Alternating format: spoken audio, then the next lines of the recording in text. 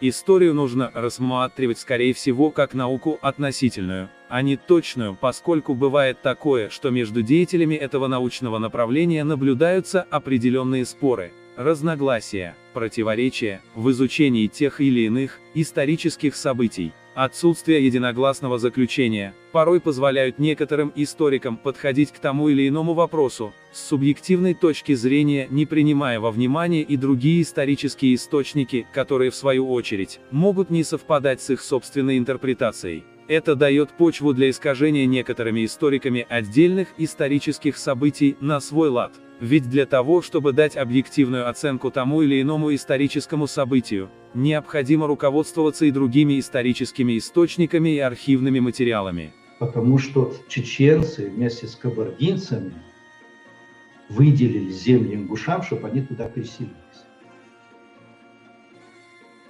И Платон Зубов пишет, что ингуши переселились вместо Насрань, построили селение. И вот на 1809 год, на момент чеченско-кабардинских переговоров, вот этот вот период, значит, когда чеченцы сумели вытеснить кабардинцев оттуда и освободить эти земли, он был еще свеж. То есть эта боль, эта неприязнь, она еще была свежа. И этот фактор нужно было как-то обойти, для того, чтобы заключить договоренности мирные с Кабардой. И решили они это дело следующим образом. Дело в том, что, значит, Назрани на тот момент, как вы знаете, не было. При этом они договорились, что ингуши переселяются туда при условии. Почему ингуши? Потому что долина называется пригородного района Ангушт, и по его названию изначально их называли ангуштинцы, потом ингуши, современный термин.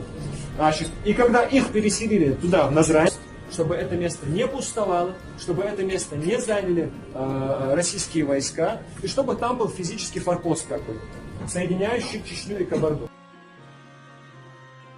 Как мы могли наблюдать, некоторые историки, не разобравшись полностью с данным вопросом, утверждают, что ингуши появились в районе Назрани лишь в 1810 году благодаря тому, что их туда якобы поселили кабардинцы и чеченцы при условии принятия ингушами ислама. Однако в этом тезисе прослеживается множество искажений и неточностей, а именно то, что ингуши жили в районе Назрани еще задолго до 1810 года, о чем утверждается во множестве исторических источников. Далее будут приведены источники из архивных материалов, подтверждающие, что ингуши заселяли те места гораздо раньше, чем указано выше.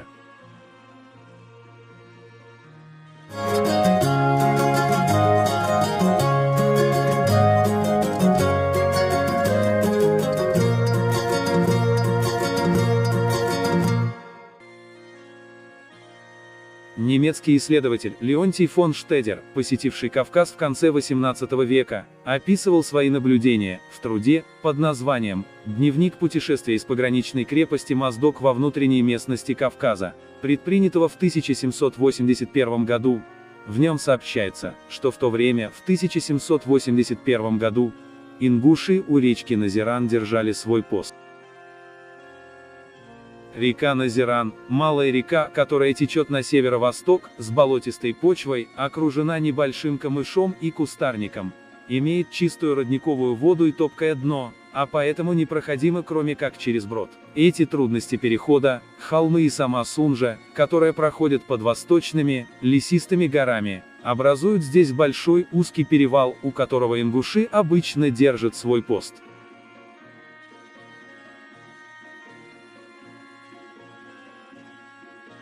В шестом выпуске сборника сведений о кавказских горцах, изданном в Тифлисе в 1872 году, содержится статья чеченского этнографа Умалата Лаудаева под названием «Чеченское племя». В ней Лаудаев упомянул, что основание Назрани приходится на конец XVIII века. Назрановцы, составлявшие много больших фамилий, назывались прежде фамильными именами Галгай, Галой, Ингуш, Ангушт и так далее. Когда в конце прошлого столетия они основали аул Несер, Назрань, то стали принимать название Несерхуой, то есть Назрановцев. Когда же русские основали укрепление Назраановское, то имя Несерхуой делается для них официальным.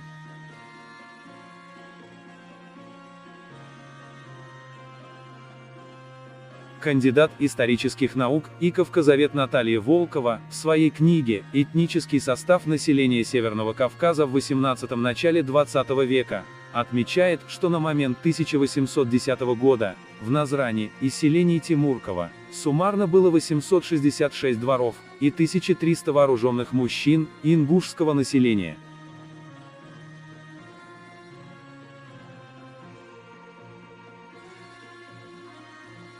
Согласно историческим данным и народному преданию, основателем Назрани является влиятельный и отважный человек Карцкал Мальсагов, выходец из селения Ангушт, который возглавил группу переселенцев из Тарской котловины на северные плоскостные земли, в междуречье рек Назранки и Сунжи. На высоком мысе, в месте слияния двух рек, Карцкал основал поселение ингушей, давшее впоследствии начало городу Назрань. Он сумел сплотить вокруг себя лучших людей, вывести их из горных теснин на равнину и закрепиться там. Об основателе Назрани Карце Хале Мальсагове в исторических трудах зафиксированы народные предания.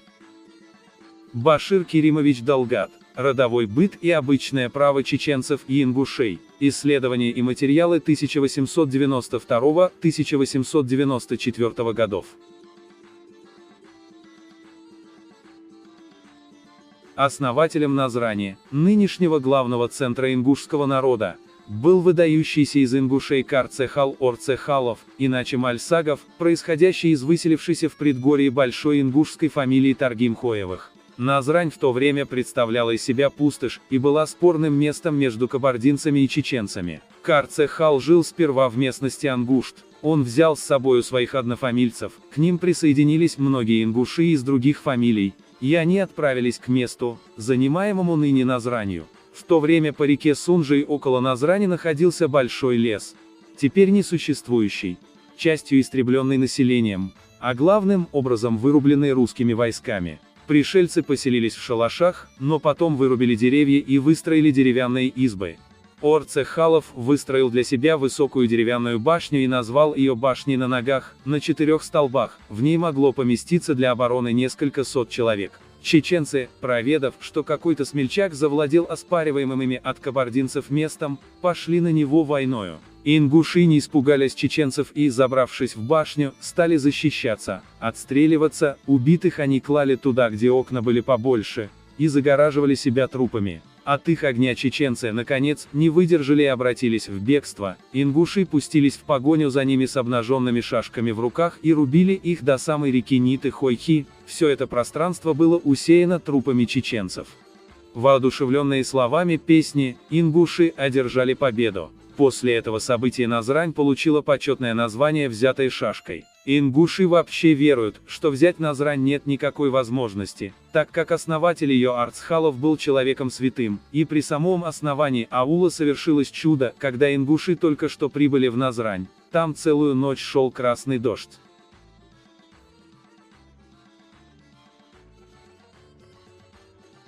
Николай Феофанович Яковлев, ингуши, 1925 год.